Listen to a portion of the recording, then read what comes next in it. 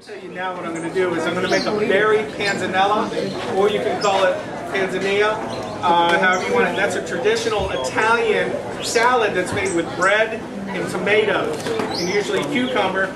But what I'm doing today is I'm going to do it with berries and Bella's cookies. Bella's cookies. So instead of the bread, I'm using cookies. Instead of the tomatoes, I'm using berries. And then I'm also a huge, don't let me forget the cookies. I'm a huge believer in a little sprinkle of salt or in fresh herbs. I'll put like fresh chiffonata basil and some fresh mint, basil, thyme, rosemary. All that stuff is great in desserts, and it adds a nice little punch to it. And then I'm going to probably maybe add some homemade lemon jam that I've got here. I'm going to add to the dish. And then the lemon jam that I made at home with lemons that were like about, this is the other thing I love to talk about, is, you know, I had some lemons. I usually buy the big bag at a discount. I think it's like I should buy one or two, because at home I buy the bag thinking I'm saving money, but I throw half of them away, so I'm really not saving money. But I turn it into jam. So I have a lemon jam here. With this lemon jam, I can put it on toast. I can mix it in with this berry. Or what I'm going to do for my pork tenderloin dish is I'm going to add white wine vinegar and olive oil to my lemon jam to make a lemon vinaigrette that's going to go on the pork. So it's, you know, I could do, there's so much. When you come to these markets, if you buy or overbuy and you have leftovers, you can take all your herbs and make simple syrups out of them. You can, you know, blend them and heat them with honey and strain it, and you'll have a flavored honey. You can turn stuff into jams. You can turn, you know, I can take this lemon jam and add mustard to it and make a barbecue sauce out of it. That would be phenomenal, because it's all the same kind of basics. And when you look back on like jams and barbecue sauces and salt and cure, all the stuff that was done 100, 200 years ago was done to preserve it. And it's amazing how you can cross-utilize all this stuff. I mean, I take the, I talk about this a lot, so if you've heard me say it before, you know, kind of forgive me for now, but this time of year I think you'll like it. I can take these berries right here and these herbs. I can make a simple syrup out of these herbs, and when I don't want dessert, I can crush this stuff up into a shaker glass and make a raspberry mojito. I can make a blueberry martini. You know, I can just, if you're non-alcoholic, I can take this stuff at home. I don't drink, so I make a lot of cool drinks without liquor in them, but I know how to make great drinks with liquor in them. And so I'll go at home and I'll make a simple syrup, and I'll take a bottle of like Pellegrino or Perrier, something that's got really good small bubbles in it, and I'll make a syrup, and I'll put a little syrup in, crush up some of the herbs, and then add some Pellegrino or soda water to it, and it makes a great kind of like effervescent kind of drink for the day. So, you know, it's just amazing how much all this stuff has a use for.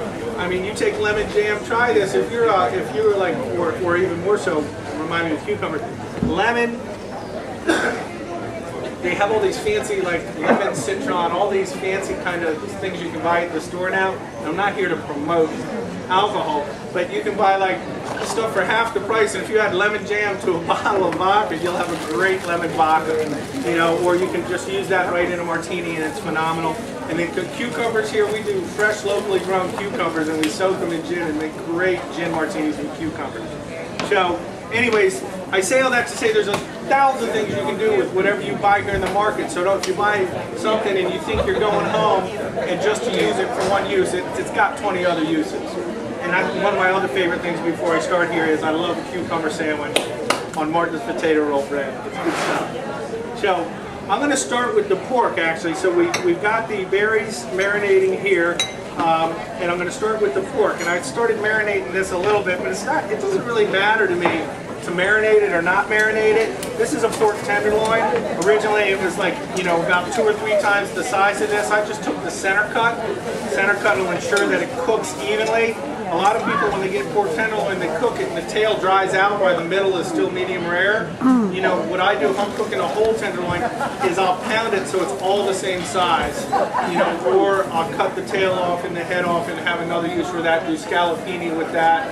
I'll take the tails in the restaurants and we'll grind them and turn them into meatballs, you know, or you know, little kind of pork sausages, things like that. So I like to use the center cut, and that's something people forget about. You ever get a chicken breast and you cook it and it's dry? and it's, you know, it's kind of shaped a little bit like this. You should pound it so it's even, or trim it. And then I'll always brine any type of chicken. I'll always brine any type of chicken in a little like salt and sugar, bay leaves, things like that. We do a brine chicken at Saltaire now that's phenomenal. But even, doesn't have to be a whole bird, it doesn't, you know, little things, just brine it for about 20-30 minutes, and that's better than marinating. It's just a little water, sugar, brown sugar, you know, some people throw maple syrup in, anything like that to give it some flavor and to pull the water out so that when you're cooking, you're just cooking, you know, you're not, like salmon is a great example. You ever cooked a salmon at home and all the white stuff comes out? That's water. That's steam, that's water inside the salmon. So we salt all our salmon and fishes too. And then we'll rinse just a little bit. Salt them, it'll pull that moisture out so you get a really good clean cook, and the stuff that's inside is the natural oils of the fish or the chicken or whatever it is you're cooking. So anyways, here with the pork, I've just got a little bit of salt on it and just a little vinegar and a little oil right here. And one thing I did, and I do most of the stuff that I do is actually by mistake. So I made some cinnamon salt just because I had like a box of salt with this much salt in it, and I had some broken up cinnamon sticks, and I had a jar, and I can't stand putting like boxes back in the cabinet that only have like that much of something in them. So I mixed it in with salt and I let it sit, and a couple months later I ran out of salt, so I came to use this, and it tasted like cinnamon. So it was really cool because cinnamon is really good with pork. So I have this like cinnamon salt. If you do this, pack the cinnamon in the salt and just let it sit for a month or two, and it'll have a really nice cinnamon flavor in the salt with some black pepper, which goes great with this. I'm not big into like huge marinades and all these big rubs and all that stuff, because if you have a fresh piece of pork or chicken, especially if it's like natural, organic, local, stuff like that, you don't want to do too much to it. So now it's gonna get a little hot here. I'm gonna heat up the pan, and now the one thing I will say is this dish is gonna be awesome, but I don't mind. I'll eat pork rare, medium rare, but it'll take me 20 minutes. I need an oven to do this dish. If you like stuff medium well or well done, you need an oven. And you also, I'll talk a little bit about that too, or if I'm cooking it out on the grill. But here in a pan, it'll take 20 minutes to get this thing to well done. And I know a lot of people like to eat pork that way, but this is just a demo. But the thing to remember, when you cook something like this well done, if you like things well done, I don't care what it is, to get the inside well done, you have to burn and dry out the outside. And that, I mean, if that's how you like it, that's cool. But if I was going to cook this well done at home, I would cut it 3/4 of the way through the middle and butterfly it out, and then pound it and make it about this thick, and then anything, whether it's steak, whatever it is, then you'd have a great medium well or well done piece of meat, chicken, whatever it is, even fish, you know, big thick piece of fish. I love searing them on the outside, but to get all the way to the inside, you have to burn the outside.